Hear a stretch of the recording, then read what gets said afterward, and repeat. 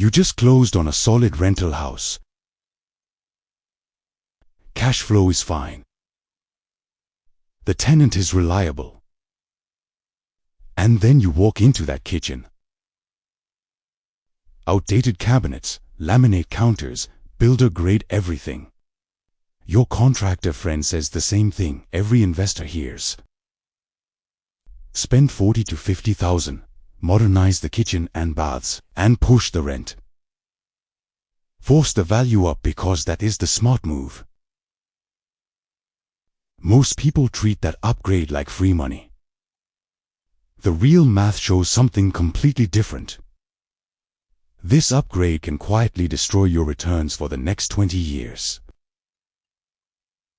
Not because renovations never work.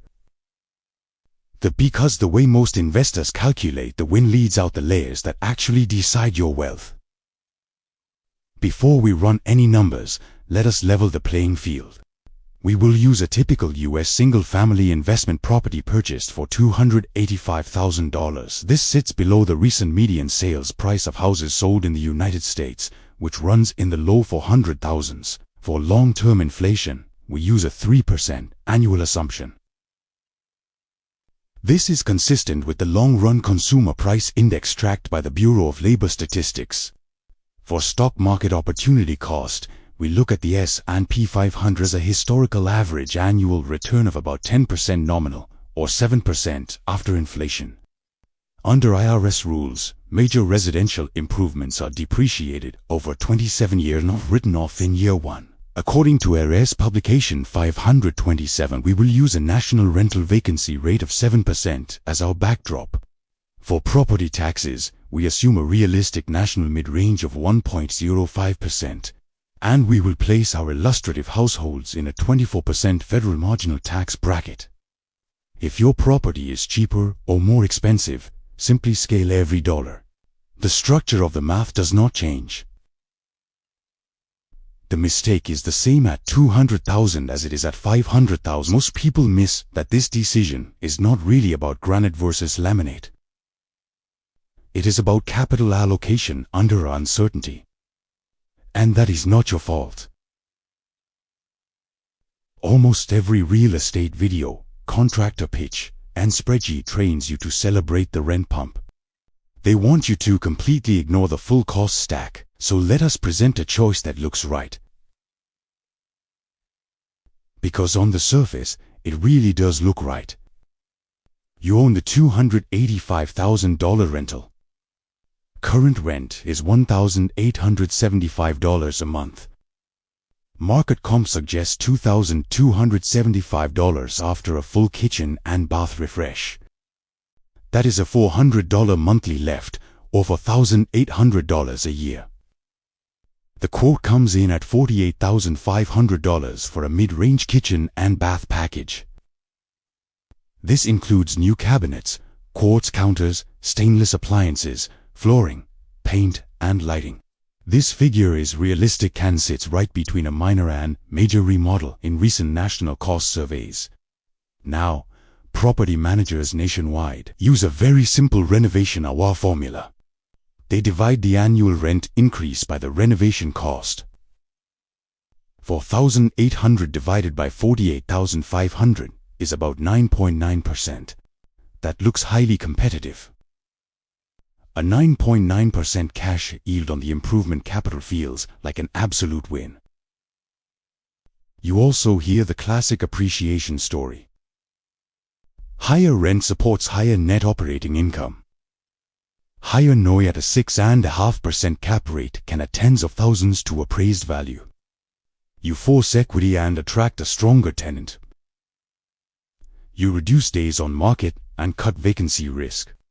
There is also a behavioral piece that makes this feel even smarter. Mental accounting kicks in, making this renovation money feel like separate property capital. Present bias makes the shiny, physical kitchen feel more real than a distant brokerage bounce.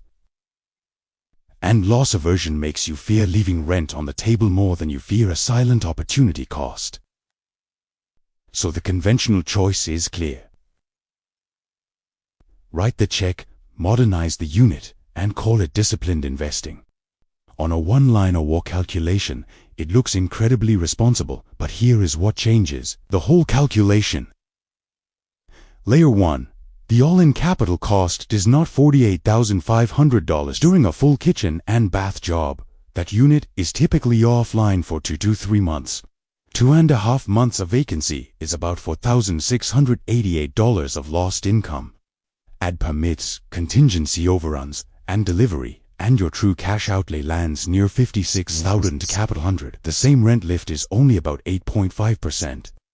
Most renovation ROIs are quoted on incomplete denominators. Layer 2. Property taxes and insurance do not stay flat. Assessors often capture 70% of your visible improvements in the new assessed value. At a 1.05% tax rate, that is roughly $356 more tax every year. Sort of insurance bump of $180 a year. Your gross rent increase is now only $4,264 net of tax and insurance. All in capital, your true yield falls from 10% to just 7.5%. The real math shows that the high yield was just an optical illusion. Layer 3. Value recovery is partial, not dollar for dollar. Simplified cap rate illustration. Your net operating income rises by about $2,000 at a 6.5% cap rate. That supports $32,000 of additional property value. You spend $48,500 to create roughly $32,000 of appraised value. That is a recovery rate of only 67%. The appraisal math alone does not reimburse the full check you wrote. The 30% rule exists because over-improving a property hits a hard market ceiling. Tenants will not pay unlimited rent for your taste. Comps cap the rent, and this is where smart upgrades become value destruction. Layer 4. The tax treatment is slower than the pitch. Under IRS Publication 527, major improvements are depreciated. Over $27,500 of improvement basis is only $1,764 depreciated in a 24% federal bracket. That is a tiny $423 of annual tax shield. Repairs can be expensed, but improvements cannot. The tax benefit does not rescue a weak cash yield. Layer 5, and this is the most expensive layer, is opportunity cost. Same capital, left in a diversified index tracking the S&P 500 compounds to $78,100 in 5 years. It grows to $125,800 in 10 years. And it reaches $326,300 in 20 years. Your renovation earns $4,264 net a year. And that cash flow is still subject to tenant risk, maintenance, and future capital expenditures. The stock market path does not require a roof, a water heater, or a midnight plumbing call. Every year your renovation yield sits below the equity opportunity. A gap compounds heavily against you. Now let us turn this small decision into a life trajectory with clear checkpoints. We look at the same property and the same upgrade. We assume rent grows at 2.5% a year to reflect long-term inflation. Let us look at checkpoint year 5. Cumulative net rent lift with growth is about $22,400. The same capital in a 10% equity path is $78,100. The equity path is already ahead by $55,700 on liquid capital alone. Even if both properties appreciate at 3.5%, the unrenovated property plus cash leftover wealth, this upgrade has already cost you a mid-5-figure opportunity gap. Let us look at checkpoint year 10. Cumulative net rent lift with growth is about $47,800. The equity path is now $125,800. The gap on your capital is roughly $78,000. A decade of forced equity has produced less bluff and simply owning a clean, functional rental. This is where mental accounting shows its real cost. You can walk through a beautiful kitchen, but you cannot walk through a brokerage statement. Present bias made the kitchen feel like progress, but the 10-year number says the opposite. Now let us look at checkpoint year 20. Cumulative net rent lift is about $108,900. The equity path at 10% is $326,300. The gap is now over $217,000. That is a massive swing for a single capital decision. $217,000 is a large share of a college fund or retirement pound renovation decision. Repeated across a small portfolio can swing several calendar days. If you hold the property until age 65 over 25 years, the equity path on $48,500 grows. It reaches approximately $525,500. Your cumulative net rent lift over those 25 years is only $145,000. The gap approaches $380,000 with single property. If you did this on 3 properties, the opportunity cost exceeds $1 million of terminal compound interest applied honestly. That the conventional upgrade can still win under very specific conditions.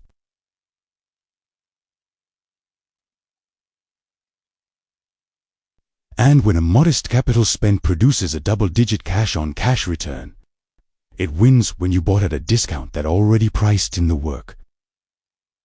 And it wins when local rent ceilings are high, demand is strong, and vacancy is low when the work protects the asset, like a roof, thick, electrical, or plumbing. And it wins when your alternative is leaving cash in a near-zero yield bank account.